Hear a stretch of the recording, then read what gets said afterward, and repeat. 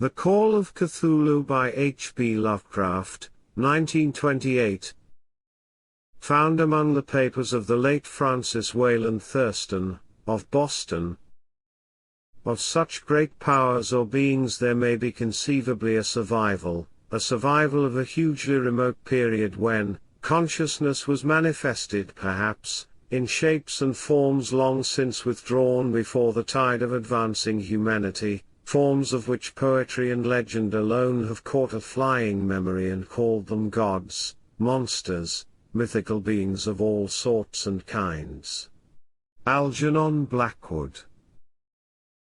1. The Horror in Clay.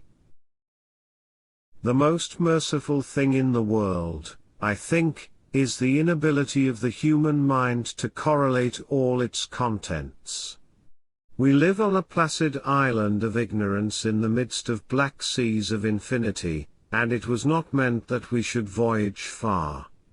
The sciences, each straining in its own direction, have hitherto harmed us little, but some day the piecing together of dissociated knowledge will open up such terrifying vistas of reality, and of our frightful position therein, that we shall either go mad from the revelation or flee from the deadly light into the peace and safety of a new dark age.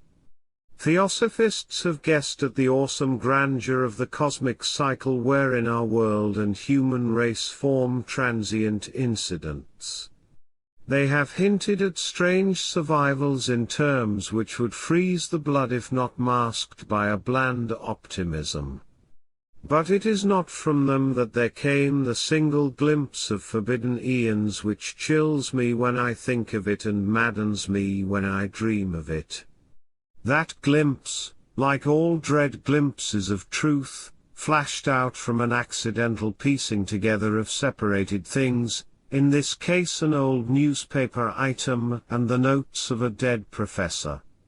I hope that no one else will accomplish this piecing out. Certainly, if I live, I shall never knowingly supply a link in so hideous a chain. I think that the professor, too, intended to keep silent regarding the part he knew, and that he would have destroyed his notes had not sudden death seized him. My knowledge of the thing began in the winter of 1926-27 with the death of my granduncle George Gamble Angel, Professor Emeritus of Semitic Languages in Brown University, Providence, Rhode Island. Professor Angel was widely known as an authority on ancient inscriptions, and had frequently been resorted to by the heads of prominent museums, so that his passing at the age of 92 may be recalled by many. Locally, interest was intensified by the obscurity of the cause of death. The professor had been stricken whilst returning from the Newport boat, falling suddenly, as witnesses said, after having been jostled by a nautical-looking Negro, who had come from one of the queer dark courts on the precipitous hillside which formed a short cut from the waterfront to the deceased's home in Williams Street.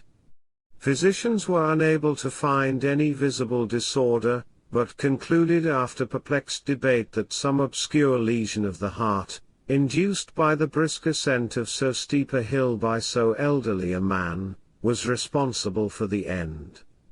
At the time I saw no reason to dissent from this dictum, but latterly I am inclined to wonder, and more than wonder.